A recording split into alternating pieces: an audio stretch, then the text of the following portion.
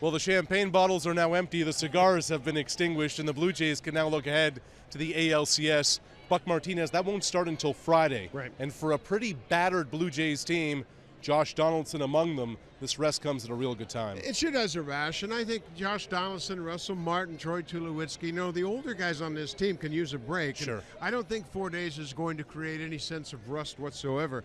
Plus, they can set up their rotation according to who they're going to play. Nobody really knows yet who they're going to play between Boston or Cleveland, but they know them both very well.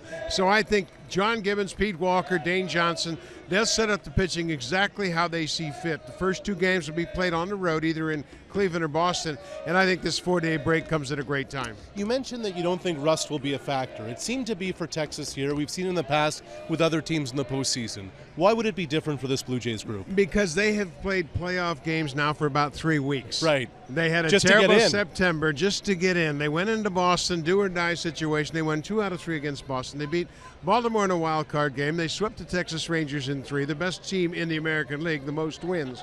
So I think this team is seasoned. They're ready. They know what to do to stay ready. And you know what? We've seen Donaldson and Tulowitzki and Bautista and Encarnacion not take batting practice for the last 3 weeks of the season. So I don't think that's going to be an issue. I think they'll enjoy the rest and get the most out of it.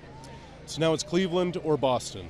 Boston, the old foe in the division, of course. The Indians are playing very well, but they have a depleted pitching staff. In a best of 7, is there a better matchup head-to-head for John Gibbons' club? I'm not so sure. It's hard to evaluate, and the Cleveland Indians have so many clutch hitters in their lineup. And, of course, we know what the Boston Red Sox can do. They have a terrific lineup as well. I think the one advantage the Blue Jays have over anybody in the postseason is the depth of their starting pitching. And we've said that time and time again.